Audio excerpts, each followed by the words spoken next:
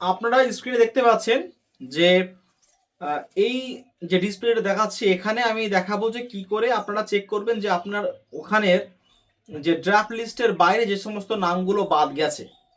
এই ড্রাফট লিস্টের বাইরে কোন নামগুলো বাদ গেছে এটা কিন্তু আপনার চিন্তা করার কোনো প্রয়োজন কিছু নেই। তার কারণটা হচ্ছে যেইগুলো বাতিলের খাতায় যাওয়ার কথা, যার জন্য কিন্তু সব থেকে বড় পদক্ষেপ নেওয়া হয়েছিল যে মৃত ভোটার থেকে শুরু করে দেখবেন মানে অন্য জায়গায় আরো অন্য কথাবার্তা বলা হচ্ছে এই সমস্ত ভোটারগুলো নিয়ে।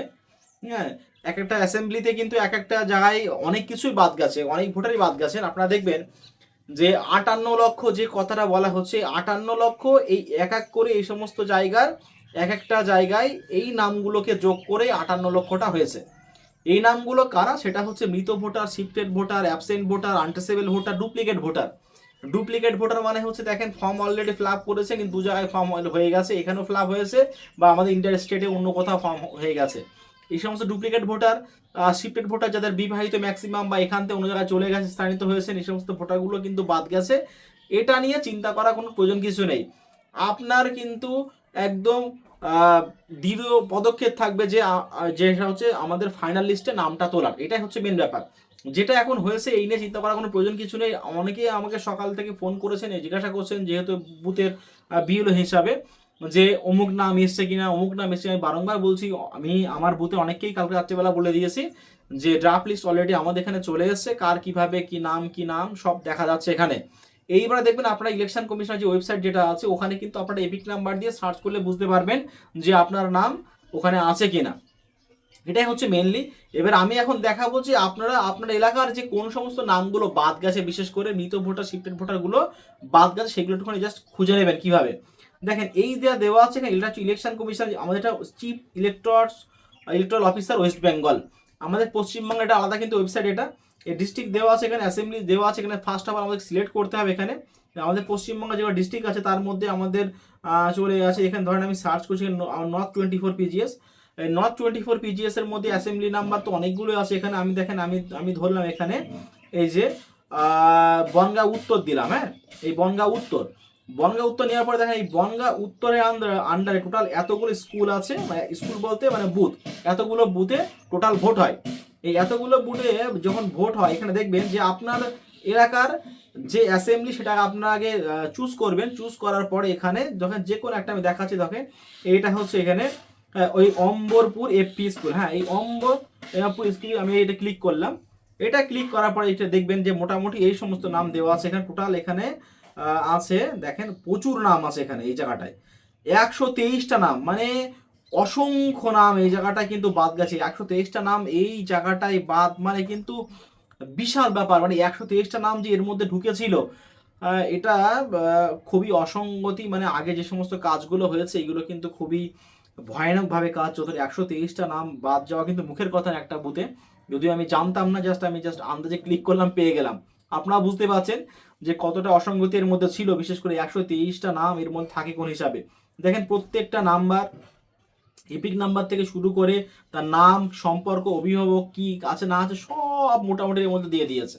এর মধ্যে কোনো কিছু এর মধ্যে বাকি নেই, সব দিয়ে দেওয়া হয়েছে। এটা খুব ভালো একটা পদক্ষেপ ইলেকশন কমিশনে, বিশেষ করে এই মৃত ভোটার থেকে শুরু করে এত নাম বাদ গেছে। আজকে প্রায় 58 লক্ষ নামটা ওই যে নতুন যে ড্রাফট লিস্টে আছে সেখানের মধ্যে 58 লক্ষ নামটা কিন্তু থাকবে না, অ্যাপ্রক্সিমেটলি যেটা বলা হচ্ছে এখানে। এখন আমি যেটা বলার বিষয় একটা কথা, আমি গতকালকে কিন্তু বলেছিলাম আপনাদের যে এই যে ইলেকশন কমিশনের যে ওয়েবসাইট আছে, যে পদ্ধতিটা অবলম্বন করা হয়েছে এই নামগুলোকে বাছাই করার জন্য, কারণ নাম ঠিক আছে কি সেটা যে খুব ভালো একটা প্রক্রিয়া ছিল না। আপনারা দেখবেন যে গতকাল এবিপি আনন্দ এক সাক্ষাৎকারে আমাদের ওয়েস্ট বেঙ্গল গভর্নমেন্টের যিনি রোল অবজারভার ইলেকশন কমিশনের, তিনি কিন্তু এসেছিলেন। আসার পরে উনি নিজেই বলেছেন যে অনেকটা সিস্টেমে অসঙ্গতি হয়েছে, তার জন্য অনেক কিছু। আর আমি কিন্তু এই নিয়ে উপরে আপনাদের যেমন ভিডিওতে আমি বলেছি, আমি কিন্তু উপরে বারংবার জানিয়েছি অভিযোগ স্যারকে যে স্যার এরকম এই ব্যাপার, অনেক নাম আছে শুধু টাইটেল এসছে, নাম ভুল, এগুলো কিন্তু মিসম্যাচ হওয়ার কথা না।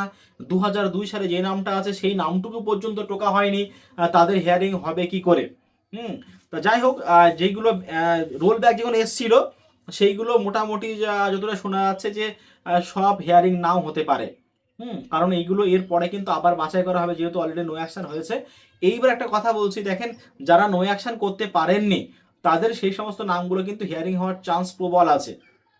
আর হিয়ারিং আপনাদের হলেও কিন্তু আপনার চিন্তা করার কোনো প্রয়োজন কিছু নেই, যতটুকু যা বোঝা যাচ্ছে। কারণ ইলেকশন কমিশনের যে সিস্টেম যেটা ছিল তার মধ্যে একটু সমস্যা দেখা দিয়েছে, ওনারা নিজেরাই বলেছেন।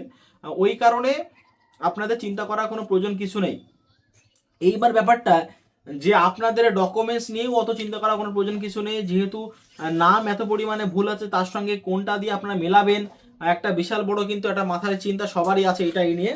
তা ওই নিয়ে চিন্তা করার কোনো প্রয়োজন কিছু নেই। এখন আপনাদের শুধু ফোকাস থাকবে ওই জায়গাটায় যে 26 সালে, দেখেন এই 26 সালে যে লিস্ট যেটা বেরোবে ফাইনাল লিস্ট, সেখানে কিন্তু আপনাদের সাবমিট করতে হবে। যে আপনারা কি করে সাবমিট করবেন ওটা কিন্তু আপনাদের দেখার বিষয়। এখন যে ড্রাফট লিস্ট বেরোবে, ড্রাফট লিস্ট দেখবেন নানান জায়গায় ড্রাফট লিস্ট নিয়ে নানান কথাবার্তা চলছে। হ্যাঁ, আপনার যে নাম যেগুলো যা কিছু ভুলভাল আছে সেইগুলো ড্রাফট লিস্ট বেরোনোর পরে এটা সংশোধন করতে হবে। যে কারোর টাইটেল থেকে শুরু করে কারোর নাম থেকে শুরু করে যে সমস্তগুলো ভুল যেগুলো আছে সেইগুলো।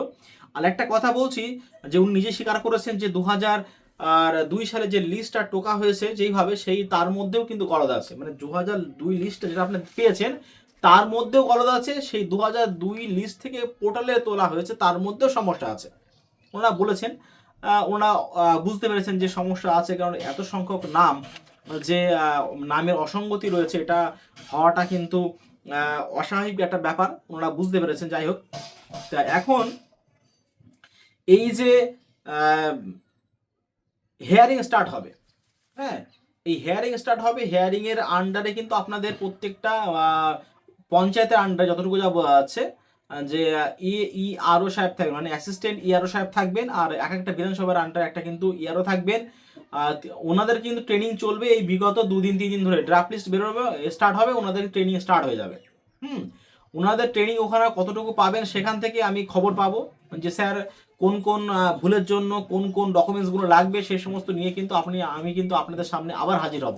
কারণ যতটুকু যে আমি শুনতে পেরেছি ওনাদের ট্রেনিং অলরেডি স্টার্ট হয়ে যাবেন। এই সমস্ত দেখেন গ্রাউন্ড লেভেলে যে সমস্ত রিপোর্ট শুধু আমি একা না, অনেক বিএলও আছেন তারা কিন্তু করেছেন, যে আমরা গিয়ে দেখছি যে এই সমস্ত অসঙ্গতি দেখা দিয়েছে, কিন্তু এই সমস্ত মানুষ পুরো জেনুইন ভোটার।